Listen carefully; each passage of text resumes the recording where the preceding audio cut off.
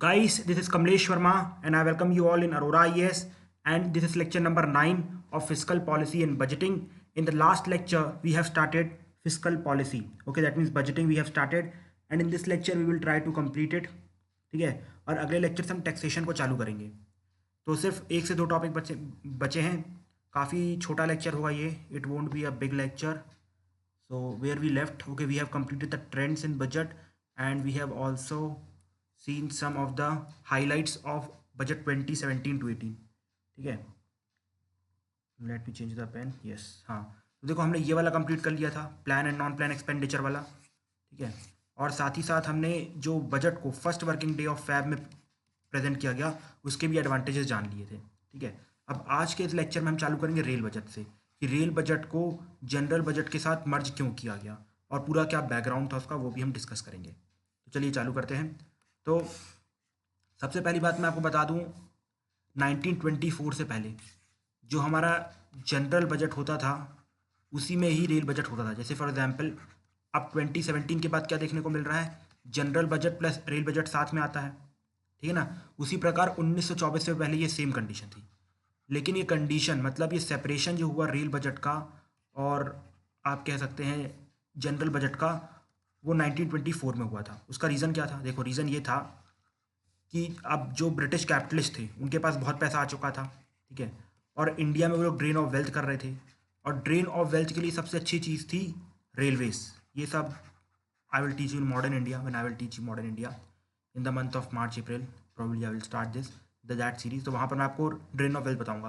तो उसमें आपको ये पता चलेगा कि जो ब्रिटिश कैपिटलिस्ट थे वो लोग रेलवे में अपना पैसा इन्वेस्ट कर रहे थे, बिकॉज वहाँ से प्रॉफिट बहुत ज़्यादा आ रहा था. वो लोग क्या करते, जहाँ पर रिसोर्सेज था इंडिया में, ठीक है, जहाँ पर रिसोर्सेज था इंडिया में वहाँ से लेके और जो भी एक्सपोर्ट कर सकते थे, फॉर एग्जांपल आप कह सकते हैं छत्तीसगढ़ से लेके एक रेल बना दी कहाँ तक, मुंबई पोर्ट तक. ठीक है, मान लो तो वैसे बड़ा रूट हो गया बट फिर भी ऐसे मान लो मुंबई पोर्ट तक बना दी. अब यहाँ से क्या होगा, यहाँ से एक्सपोर्ट करना आसान होगा और यहाँ से रिसोर्स वाली रूट जुड़ी हुई है. अब इन लोगों ने यहाँ पर ये नहीं सोचा कि भैया छत्तीसगढ़ वाले लोग हैं तो उनको भी थोड़ी बहुत फैसिलिटी प्रोवाइड की जाए. अब जो छत्तीसगढ़ है वहाँ के लोग मुंबई तक जा सकें या मध्य प्रदेश तक आ सकें, ऐसा उन लोगों ने कुछ नहीं किया. बस उन लोगों ने एक रूट बनाई. अब यहाँ पर बहुत ज़्यादा प्रॉफिट हो रहा था, ठीक है, इस रूट में, तो इसलिए लोग यहाँ पर इन्वेस्ट कर रहे थे. तो ऐसा नेशनलिस्ट जो हमारे थे उस टाइम पे, जैसे गांधी जी लोग और मेनली तिलक जी लोग और आपके साथ लाला लाजपत राय, लोगों ने इसके खिलाफ बहुत आवाज़ उठाई कि भैया आप रेल बजट अलग से करके दिखाओ. देखो रेल बजट इन लोगों ने इसलिए अलग से करने को बोला था हमारे नेशनलिस्ट ने उस टाइम पे, क्योंकि इनको ऐसा लग रहा था कि जो ब्रिटिश हैं, जो कि सही था, इनको ऐसा लग रहा था कि ब्रिटिश जो हैं वो जनरल बजट में कम पैसा खर्च कर रहे हैं. जनरल बजट में कम पैसा खर्च करना मतलब इंडिया की डेवलपमेंट में कम खर्चा करना. ठीक है, लाइक एजुकेशन में कोई खर्चा नहीं है, इसके बाद सोशल सिक्योरिटी में कोई खर्चा नहीं है, ये सब नहीं कर रहे थे. ठीक है, और जब आप रेल बजट को और जनरल बजट को अलग अलग कर दोगे तो ये दिखाई देगा कि जो इंडियन गवर्नमेंट है, मतलब जो ब्रिटिश इंडियन गवर्नमेंट है, पूरा पैसा वो रेलवे में खर्च कर रही है, वो जनरल बजट में मतलब लोगों को कुछ नहीं दे रही है. तो इससे लोगों को गुस्सा और बढ़ेगा कि भैया आप हमारे लिए कुछ नहीं कर रहे हो, सिर्फ रेलवे में पूरा पैसा लगा रहे हो, वो भी बिकॉज आपको प्रॉफिट हो रहा है. तो इससे नेशनलिज्म और बढ़ेगा. ठीक है, ये फंडा था. तो इसलिए उन लोगों ने ये बहुत डिमांड की, बहुत ही हैवी डिमांड की. तो अल्टीमेटली एक कमेटी बनती है, स्पेलिंग थोड़ी सी गलत है, सर विलियम एक्वर्थ कमेटी. ठीक है, और ये बोलती है कि भैया आप क्या करो, रेल बजट को सेपरेट कर दो, दे नीड ट्रांसपेरेंसी, मतलब ट्रांसपेरेंसी होनी चाहिए. तो ultimately British government of India 1924 में ये चेंज कर देती है. अब देखो होता क्या है, जब हमें इंडिपेंडेंस मिलती है, ठीक है, अब 1947 तक सेम चलता है, मतलब रेल बजट और अपना जो जनरल बजट है अलग अलग आ रहा था. ठीक है, तो उसमें क्या होता है 1947 में, जब एक मतलब ये आइडिया आता है कि भैया ये रेल बजट को और जनरल बजट को साथ साथ क्यों ना प्रेजेंट किया जाए, मतलब अलग से क्यों प्रेजेंट करना. ठीक है, ऐसी बात आती है. तो अल्टीमेटली उस टाइम पे एनालिसिस ये की जाती है कि जितना हमारा जनरल बजट है उससे 6% ऊपर है हमारा रेल बजट. जैसे फॉर एग्जांपल अगर जनरल बजट 100 रुपये का है तो हमारा जो हमारा रेल बजट होगा वो 106 रुपये का होगा. मतलब अभी भी रेल बजट की वैल्यू ज़्यादा है, तो इसको अलग क्यों करना. ठीक है, इसको अलग से सिंपल से अलग से प्रेजेंट करते हैं. तो ऐसा उस टाइम पे डिसीजन हुआ. लेकिन जैसे पोस्ट इंडिपेंडेंस हुआ, सिंपल सी बात है, हम ब्रिटिश जैसे मूर्ख थे नहीं, हमें अपनी खुद की डेवलपमेंट करनी थी जैसे ब्रिटिश ने कभी अपनी की थी. तो हमने डेवलपमेंट के लिए आगे अपने कदम बढ़ाए. अब जैसे ही हमने डेवलपमेंट के कदम बढ़ाए तो सिंपल सी बात है, जो एक्सपोर्ट इंपोर्ट होना था वो सिर्फ और सिर्फ रेल से तो होगा नहीं, बाकी सेक्टर भी बढ़ेंगे. जैसे फॉर एग्जांपल रोड सेक्टर बढ़ रहा था. ठीक है, इसके बाद आप देखिए एविएशन सेक्टर, मतलब एरोप्लेन वाला सेक्टर, इसके बाद डोर टू डोर सर्विसेज बढ़ रही थी. तो जो हमारी एक टाइम पे 89% कॉन्ट्रीब्यूट करती थी रेलवे ट्रांसपोर्टेशन में, वो घट के कुछ आप कह सकते हैं 10 से 12 15 20% के आसपास आने लगी थी. ठीक है, तो अल्टीमेटली हुआ क्या कि अब ये टाइम आ चुका था कि इसको बंद किया जाए, ठीक है, कि रेल बजट और जो जनरल बजट है उसको एक साथ प्रेजेंट ना किया जाए। लेकिन प्रॉब्लम ये आ रही थी कि 1991 से हमारे यहाँ कोलिजन गवर्नमेंट चल रही थी, ठीक है, और जब भी कोलिजन गवर्नमेंट बनती तो उसमें सबसे अच्छा जो पोर्टफोलियो माना जाता था, इज्जत वाला पोर्टफोलियो, वो होता था कौन सा, रेल मिनिस्टर का, क्योंकि बिकॉज से पार्लियामेंट में खड़े होके क्या मिलता था, अच्छी से वो खड़े होके अपनी स्पीच दिया करता था, बिल्कुल फाइनेंस मिनिस्टर टाइप की फीलिंग आती थी उसे, ठीक है ना। आप देखते हो फाइनेंस मिनिस्टर का जो पोर्टफोलियो होता है बहुत इंपॉर्टेंट पोर्टफोलियो होता है, तो उसी के इक्विवेलेंट इसको समझे ना लगा था। अब जब इसको समझा जा रहा था और तो ये नेता लोग नहीं चाहेंगे कि भैया ऐसा खत्म हो, बिकॉज इससे हमारी इज्जत खत्म हो गया। मान लो अब जैसे लालू जी हैं, ठीक है, लालू जी लोग को, जो लालू जी हैं उनको मेनली लोग इसलिए जानते हैं बिकॉज वो रेल मिनिस्टर थे एक टाइम पे, ठीक है, वो बिहार के मुख्यमंत्री थे, वो बात की बात है, लेकिन वो रेल मिनिस्टर थे, उससे पूरा इंडिया जानता है उनको, बिकॉज उससे सिर्फ नॉर्थ इंडिया वाले नहीं देख रहे, साउथ इंडिया वाले भी देख रहे कि रेल बजट में क्या आया है, ठीक है। अब दूसरा ये लोग क्या करते थे, जितने भी नेता लोग रहते थे, और जिस दिन लाइक फॉर एग्जाम्पल जिस ईयर इलेक्शन ईयर है, ठीक है, तो उस साल ये लोग बहुत सारी हायरिंग अनाउंस कर देते थे कि भैया इस बार रेलवे में 25 लाख भर्ती की जाएगी, 50 लाख भर्ती की जाएगी, और बहुत सारी ट्रेन आपके गांव से निकाली जाएगी। लेकिन ये सब के लिए पैसे थे रेलवे के पास? बिल्कुल भी नहीं। तो रेलवे लगातार क्या हो रहा था, कर्जे में डूबता जा रहा था, ठीक है, कर्जे में डूबता जा रहा था। अब ये लोग ऊपर से क्या कर रहे थे, जो टिकट है ना, टिकट को महंगा होने भी नहीं दे रहे थे। देखो टिकट को महंगा हो तो होना ही था, बिकॉज सिंपल सी बात है, फैसिलिटी बढ़ रही तो टिकट का महंगा होना भी बढ़ना था, लेकिन ये लोग वो भी अलाउ नहीं कर रहे थे। देखो होता क्या था, जो फ्री ट्रेन होती हैं, ठीक है, फ्री ट्रेन मतलब जो मालगाड़ी होती है उसमें अच्छा प्रॉफिट कमाती है सरकार, ठीक है, तो जो उसका जो भी प्रॉफिट आ रहा था वो पैसेंजर ट्रेन में लगा रहे थे, पैसेंजर जिसमें लोग आते जाते हैं, पैसेंजर मतलब ये नहीं जो पैसेंजर छुक छुक छुक चलती रहती है, ऐसी नहीं, पैसेंजर मतलब जिसमें लोग आते जाते हैं, ठीक है, वो होती है पैसेंजर ट्रेन, और जिसमें माल आता जाता है उसको मालगाड़ी को बोलते हैं फ्री ट्रेन। तो जो भी फ्री ट्रेन से प्रॉफिट आ रहा था वो पैसेंजर वाली ट्रेन में डाला जाता है। फॉर एग्जाम्पल अगर मान लो टिकट 150 रुपये की है, तो सरकार कितना आपसे ले रही है, सिर्फ और सिर्फ 50 रुपये ले रही है, तो सरकार को तो यहाँ पर 100 रुपये का लॉस हो रहा है ना। तो जो 100 रुपये का प्रॉफिट यहाँ फ्री में हुआ उसको यहाँ पर डाल दिया गया, उसको कहाँ पर डाल दिया गया, यहाँ पर डाल दिया गया। तो अल्टीमेटली प्रॉफिट कुछ हो नहीं रहा था, और लगातार इंफ्रास्ट्रक्चर खराब हो रहा था, और उसकी ग्रोथ भी कम हो रही थी। तो अल्टीमेटली मोदी साहब ने बोला कि भैया एक कमेटी बैठाते हैं, वो बताएगी इसका क्या करना है, ये सब ड्रॉबैक्स देख के। तो विवेक देबरॉय नाम की कमेटी बनाई गई, और उन्होंने बोला कि भैया इसको बंद करो, इसका कोई काम नहीं है, ये रेलवे बजट कुछ बकवास है, जो लोग ज़्यादा उड़ते रहते हैं ना इनको पोर्टफोलियो देने की भी कोई ज़रूरत नहीं है, और साथ ही साथ जो अपीसमेंट चल रहा है ना रेलवे का वो भी बंद हो जाएगा। और जब से आप देखो क्या अच्छी इंप्रूवमेंट आई रेलवे में, मतलब एक टाइम था, हमने भी देखा है, जब हम जाते थे तो वहाँ पर टॉयलेट तक साफ नहीं होते थे, पानी नहीं होता था, आजकल हर टॉयलेट में पानी है, flush and everything is there. मतलब काफ़ी अच्छी इंप्रूवमेंट आई रेलवे में जब से गवर्नमेंट ने इस अच्छे स्टेप को लिया है, ठीक है। तो ये था रेल बजट और जनरल बजट का मर्जर, और साथ ही साथ मैंने आपको दो चीज़ और बता दी, नॉन प्लान प्लान एक्सपेंडिचर, और हमारा फर्स्ट वर्किंग डे पे क्या होगा, ठीक है। और ये ट्रेंड्स तो मैंने आपको क्लियर कर ही दिए थे, ठीक है, ये ट्रेंड्स इंपॉर्टेंट थे इसलिए समझाने में टाइम लग गया था।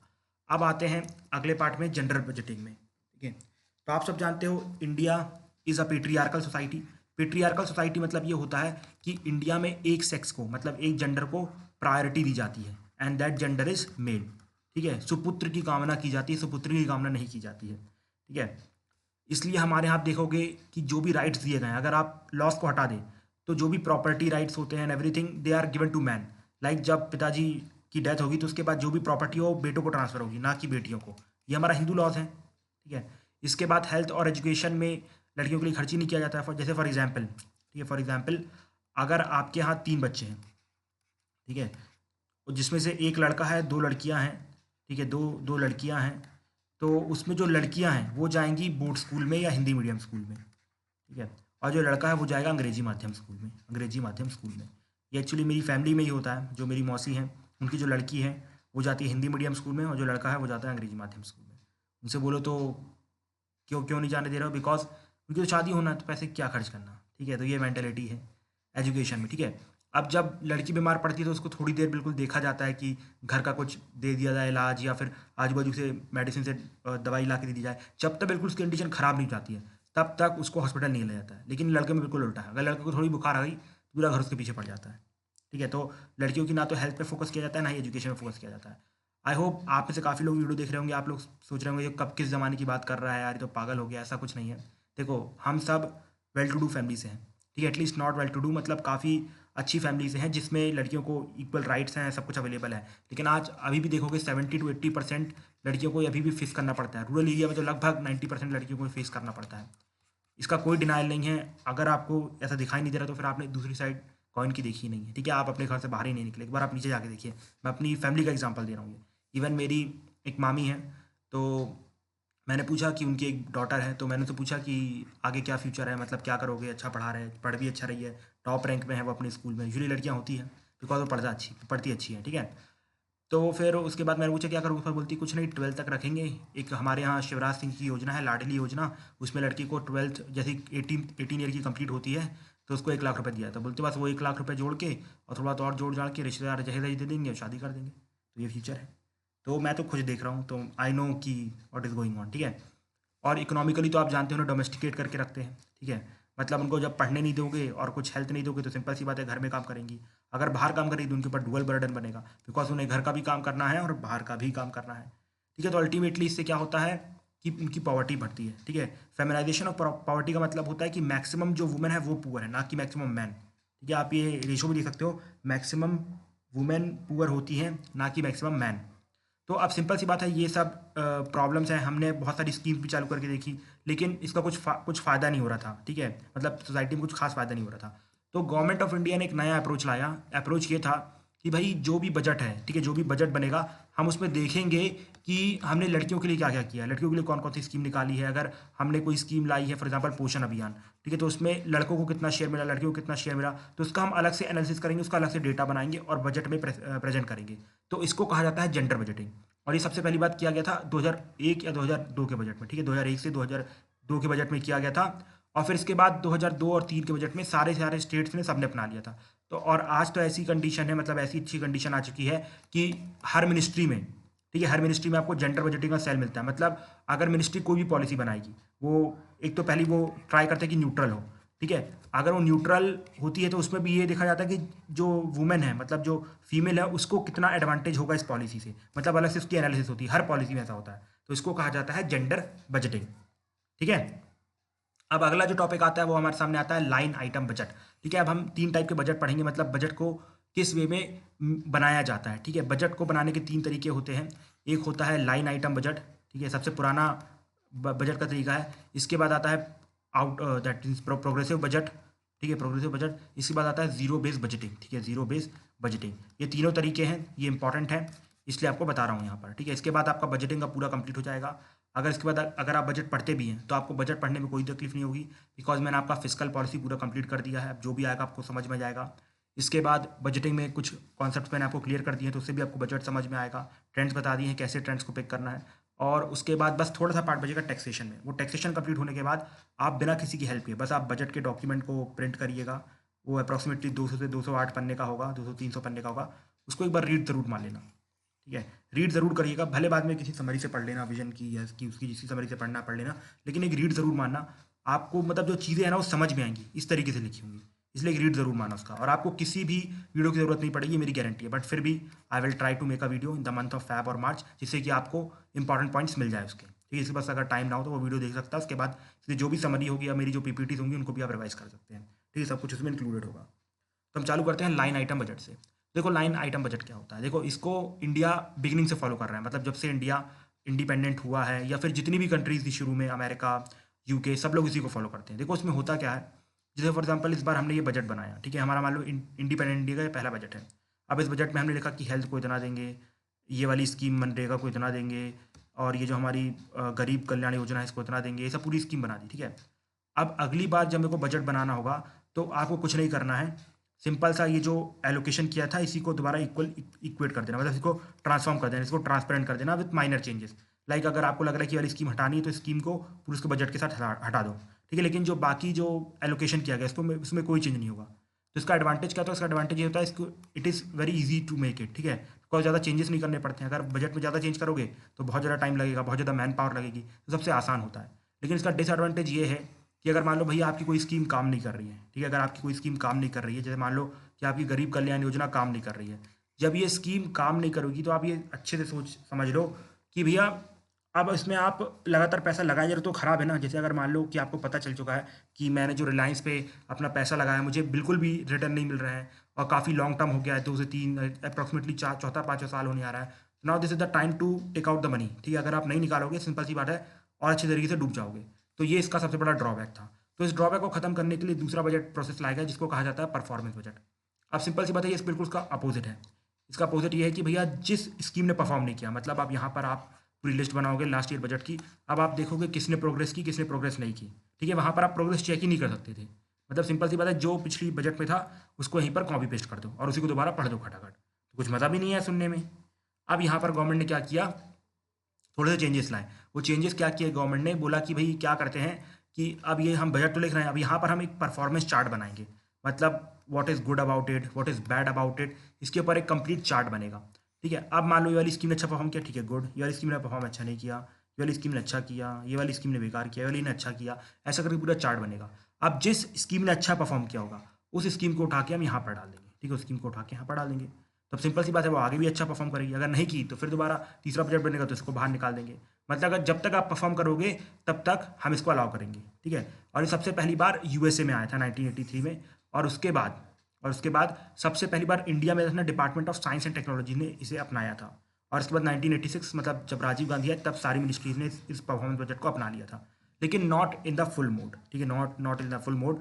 दो इसने लाइन आइटम बजट की जो ड्रॉबैक था उसको रिमूव किया, लेकिन फिर भी इसमें खुद में एक ड्रॉबैक है। आप पता क्या ड्रॉबैक है, जैसे फॉर एग्जांपल ऐसे बहुत सारे प्रोजेक्ट्स होते हैं जो कि नॉन वायबल होते हैं लेकिन बहुत इंपॉर्टेंट होते हैं। जैसे फॉर एग्जांपल अगर मैं कोई फैक्ट्री स्टैब्लिश करता हूँ कहाँ पर, मध्य प्रदेश में, तो उसका कुछ खास एडवांटेज नहीं आएगा, बिकॉज यहाँ पर इंफ्रास्ट्रक्चर नहीं है, लाइट नहीं है और बहुत सारी प्रॉब्लम आती है, ठीक है। लेकिन वही अगर मैं मुंबई में दिल्ली में सेट करूँगा तो बहुत फ़ायदा होगा।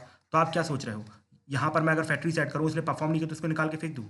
नहीं, ऐसा नहीं कर सकता मैं, बिकॉज उनके पास पैसा ही नहीं है। मध्य प्रदेश वालों में सोशल जस्टिस की कमी है, मतलब ये कि उनमें काफ़ी डाउन टाउन सेक्शन रहते हैं, मैं भी मध्य प्रदेश को बिलोंग करता हूँ, ठीक है, और वहाँ पर काफ़ी पॉवर्टी है एंड एवरीथिंग इज़ देयर। तो यहाँ पर सिंपल सी बात है, फेल करेगी गवर्नमेंट को, अपनी तरफ से कुछ टाइम तक पैसा लगाना पड़ेगा।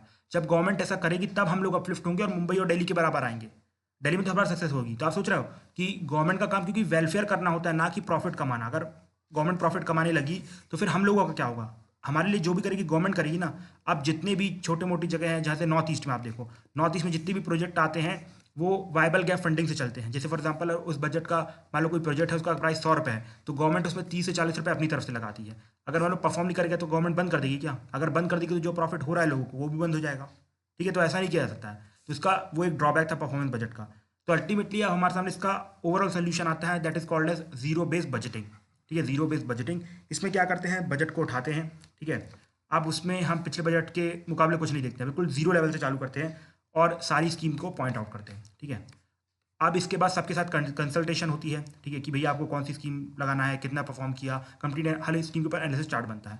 अब उसके ऊपर उसको रैंक किया जाता है कि भैया ये वाली स्कीम ने अच्छा परफॉर्म किया, ठीक है, लेकिन ये वाली भी इंपॉर्टेंट है तो इसको हम सेकंड पोजीशन में रखेंगे, भले इसने परफॉर्म नहीं किया लेकिन इंपॉर्टेंट है।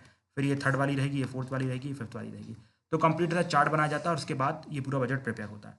लेकिन इसमें प्रॉब्लम क्या है, देखो इसका एडवांटेज तो ये है, पहली बात तो ये मोर एक्यूरेट है, मतलब देख लो कि इसमें रिसोर्स का एलोकेशन जो हो रहा है बहुत ही ऑप्टिमम हो रहा है, मतलब जहाँ पर जरूरत है वहाँ पर जाता है। फॉर एग्जाम्पल इसने परफॉर्म किया तो इसको हम और पैसा देंगे, अच्छी बात है, लेकिन इसने परफॉर्म नहीं किया लेकिन ये इंपॉर्टेंट है लोगों के लिए तो इसको भी पैसा देना जरूरी है, ठीक है। तो ये भी हमने ध्यान में रखा, ठीक है।